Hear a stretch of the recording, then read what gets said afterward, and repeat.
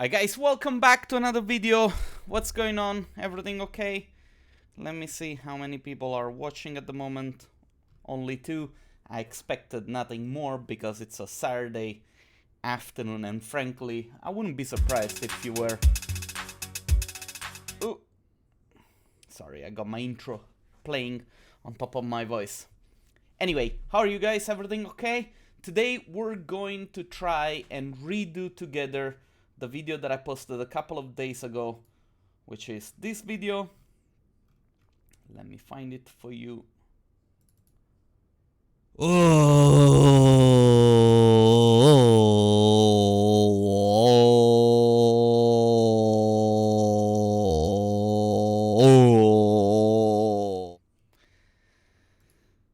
Thank you very much. The voice in this video was mine, for those who were wondering. But anyway, how did I do this? Let's try and break down the project the way I did it, and let's see if we can do it again. This time I'm not going to do the letter O.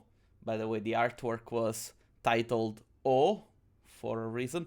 I'm going to do the letter A. And you guys are going to watch. As painful as this can be. But anyway, I'm gonna draw the letter A using the spline pen in the front view. And for now, I'm just gonna click and click and click to sort of like create a spline that looks more or less like an A. And this exercise is going to be interesting because I'm going to use the volume builder of Cinema 4D, which I think is in the version since R19, if I don't mistake. But anyway, it's very powerful, and I haven't really used it in the past, so I thought, why don't we give it a go and see what happens. But anyway, I'm going to select these points and right click and say soft interpolation, so that I sort of like make them softer. I'll do the same for this one, soft interpolation.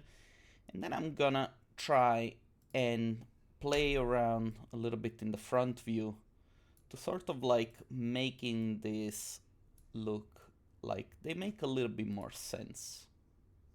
Let's see if we can do it like this. There we go. Let's also try and make them intersect a little bit. Let's do like this. There we go. Maybe this goes in there, whilst this goes in that way. Maybe I'm gonna make also this a soft interpolation point, and then from the front view I'm going to make it a little bit more like this, and maybe like this. Basically, I'm trying not to make it look too much like an R, because we might fall into that situation. I guess it's good enough, huh? What do you think? Maybe, I don't know. But anyway, good enough. I have not tested this tutorial before going live, so it's going to be interesting to see what happens. I'm gonna drop these inside a sweep, together the circle and the spline. I'm gonna reduce the size of the circle, obviously, but not too much. I'm gonna leave it like this. This is nice. And then, is there a chance to make the cups round? Yes, maybe here, 5. Okay, let's see if there is a chance to do a... Nope. Curve round. Maybe I have to make this a little bit bigger. Let's try 25. I don't want this step to happen here. Let me see if I change my font angle. No, this doesn't help.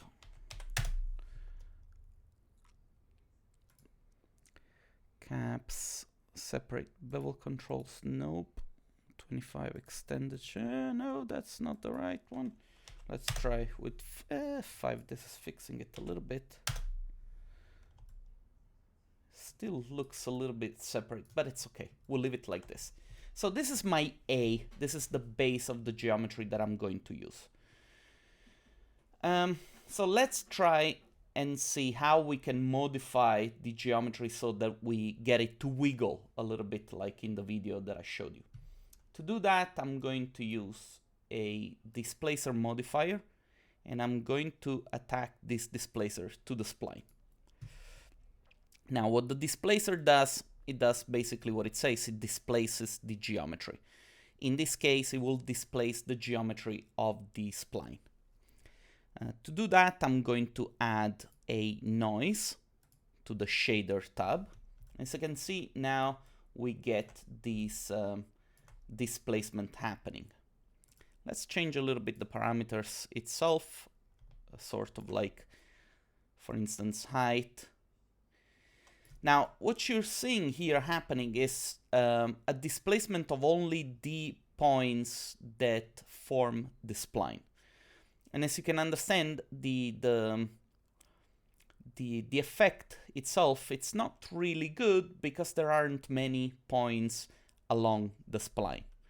So one thing that I can do, I can deactivate the sweep, and I can manually, with MA, add a few points across the spline. If I use the point mode, I can add a couple of points here and here. There we go. And now you can see that the displacement happens a little bit better. Another thing that I can do, I can change the mode of the spline itself from adaptive to something like uniform, and this should, so to say, distribute the displacement a little bit better. Now, the thing is that this displacement, it's not dynamic. It doesn't really move. If I were to play the timeline, you'll see that the displacement, it's not moving. There is the option inside the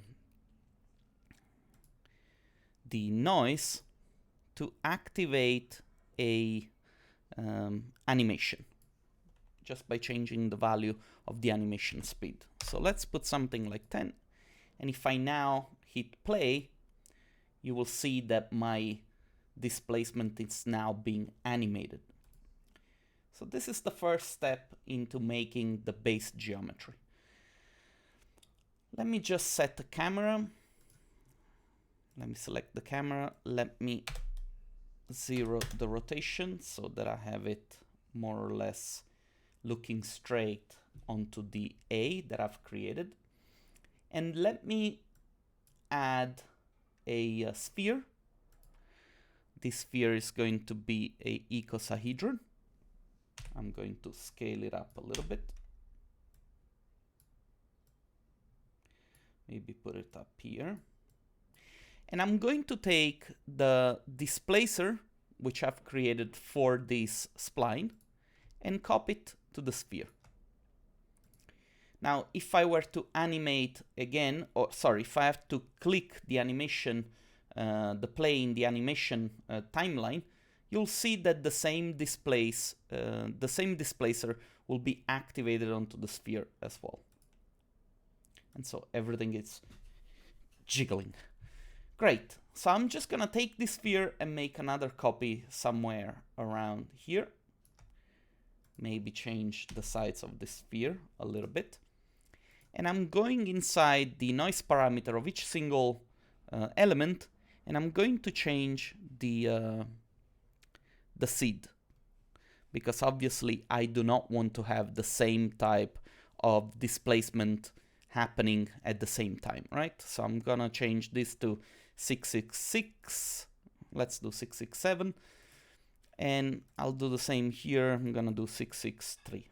So now that I play this forward, you'll see I have all different displacements happening here. Great. Now let's start to build the actual geometry as in the example that I've shown you before, using the this volume builder that I was talking about. I'm just gonna drop a volume builder inside my hierarchy, and in this tab I'm going to drag all the elements that I want to add. So I'm gonna go with the sweep, then I'm gonna go with the sphere, and then with the other sphere. Okay, so what the volume builder does, it basically creates a volume using voxels of all these geometries together. Let me just show you what I mean. Let me hide the sphere and the pipe. Now you have a geometry that it's built out of like little voxels of all these geometries combined. In the volume builder, the smaller the voxel size is, the more, what do you want to call it, the more fidelity there is in the geometry itself. So if I turn this to 1, in the voxel side, you'll see that the geometry is a lot more similar to the original geometry. Let me right click and put a protection tag to the camera. I'm also going to get the camera out of the way. And maybe let me add a subdivision surface for the sphere, both of them. And let me actually substitute in the volume builder, instead of the spheres,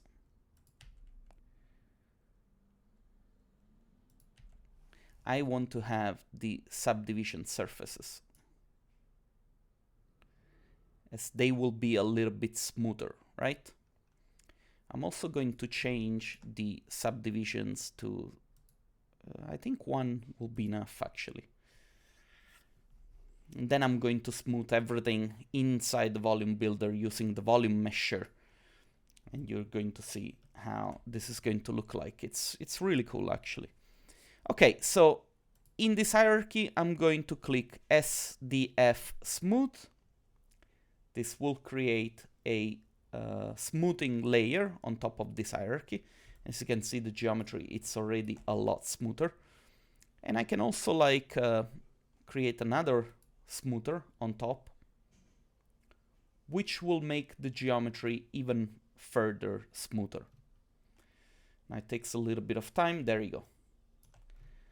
And as I told you before, I can always go back inside my subdivision surface and raise the value of the subdivision for both the renderer and the editor.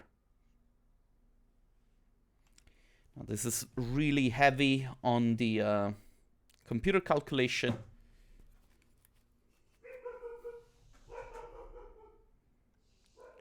So my dog is getting crazy. There you go. But now the geometry is super smooth. Let me go back inside my camera. Now, if I were to play this back a little bit, you'll see that the my computer will freak out a little bit. And that's because this is very heavy on the calculation. Maybe the one thing that I could do is deactivate the smoothing for now. We don't really need it for the purpose of like this preview. And I'm just gonna play this back so that you see what happens. Maybe I could also lower the subdivision of the geometry. And so you get this very cool, very fun, wiggly effect. Next, what I'm going to do, let me just reset my animation.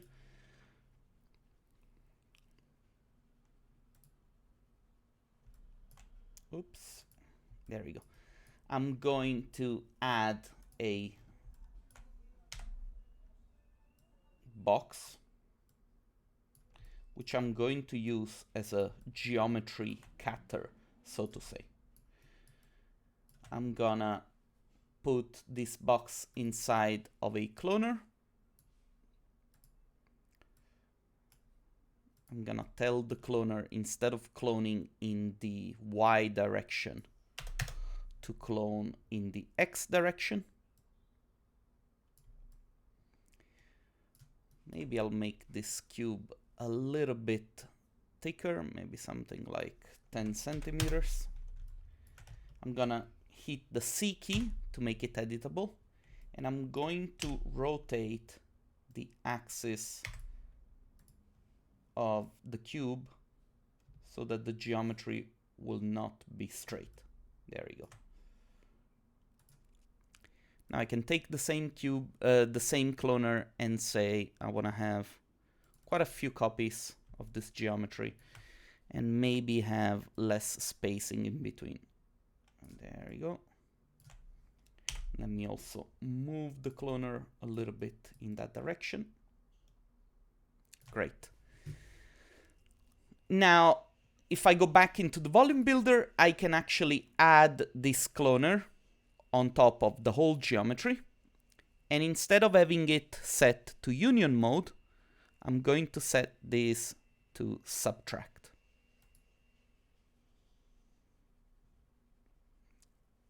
This takes a second. Sorry, my computer is relatively old.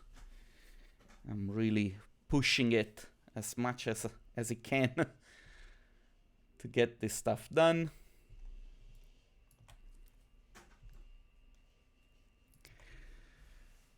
Come on, baby. Keep going, keep going.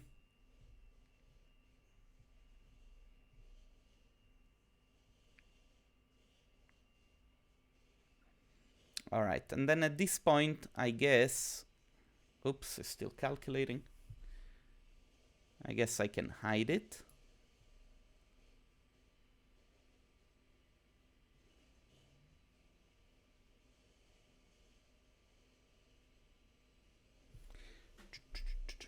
Let me see if there are any comments so far. I didn't even say hi. 4 people watching.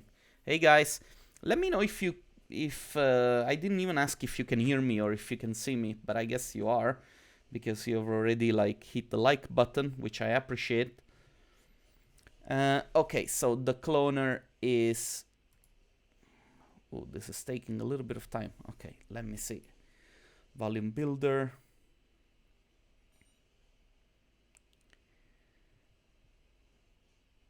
Let me deactivate the spheres for now.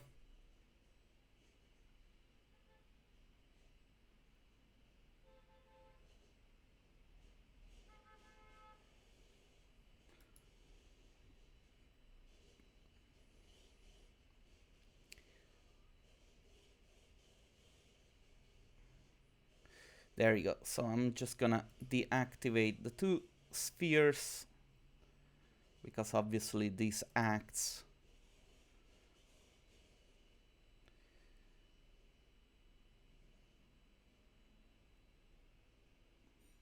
and also I'm going to change the voxel size for now so that, you know, the computer doesn't have to calculate such a precise geometry. I'm gonna change this to 5 for now.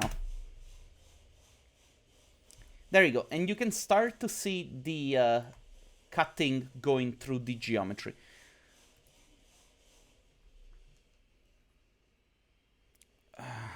So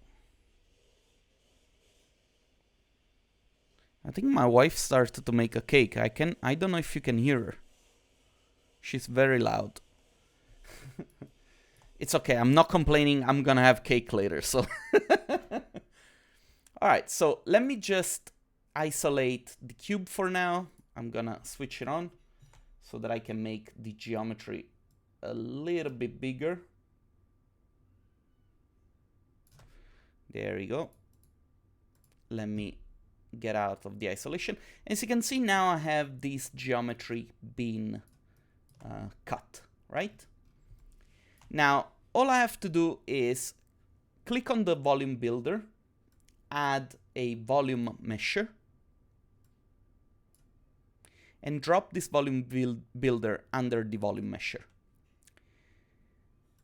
This will now create a geometry based on the geometry of the volume builder, of all these items that I've put together. Oops, what happened? I dropped it in the wrong place. There you go. So volume mesher, I want to change the value to something like maybe 1%. I'll try maybe 2%. And the voxel range threshold, you gotta play a little bit around with the sides of this geometry. So something like 20, maybe 40, let's see. Okay, good. So let's take a look again.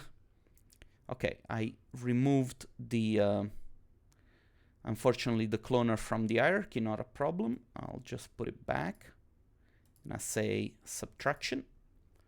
So now that I have the geometry, and now I can switch on again the subdivision surface so that the geometry is there. Now, the thing is that if I hit the play button, you will see that the geometry will wiggle, but these cuts will stay in position, right? And in order for me to move those cuts, all I have to do, I'm gonna stop the animation, is go inside the cloner and drop a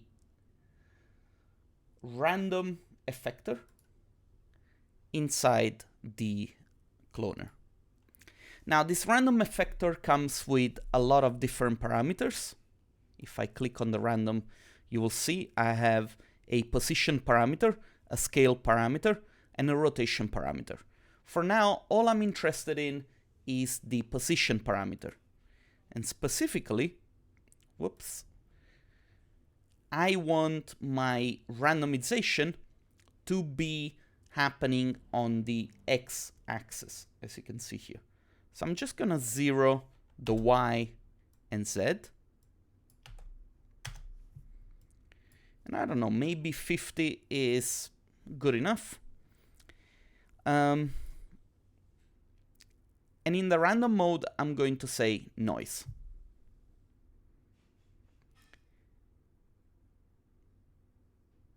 If I now hit play, in theory, you probably cannot really see it because it's the movement, it's very subtle. But now you have, hold on, let me just stop this.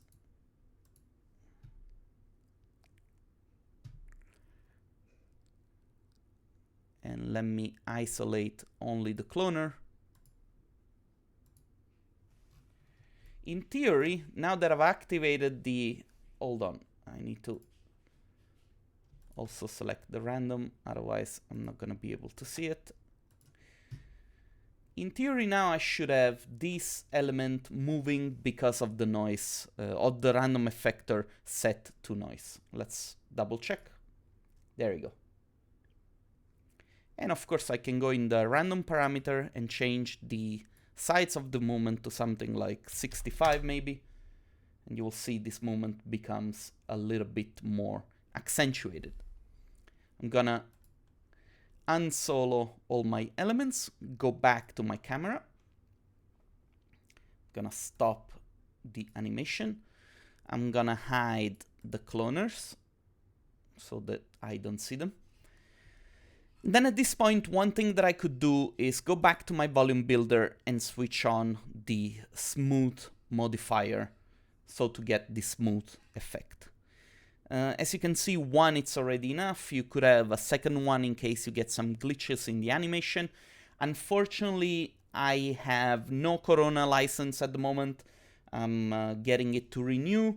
Otherwise, I would have shown you how to render it as well. But this is basically the essence of the artwork, right? As you can see now, if I hit play, it takes a little bit of time for the geometry to be computed.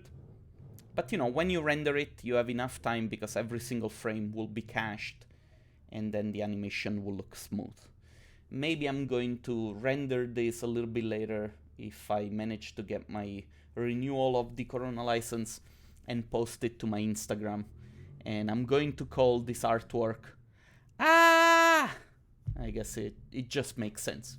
But anyway, thanks a lot for watching, guys. I really hope that you learned something, that there was something useful in this tutorial. If there wasn't, I would understand. But anyway, this is a really fun way to create very quick 3D art using these volume builders and these volume meshers because they're very powerful and they allow you to create very organic shapes without a lot of effort. If you like this video, hit the like button. If you're new here, don't forget to subscribe. And I guess I'll see you tomorrow with the challenge number 5. We're going to be judging all your renderings live at 4 o'clock London time, so make sure not to miss that. Guys, thanks a lot for watching, and I'll see you the next time.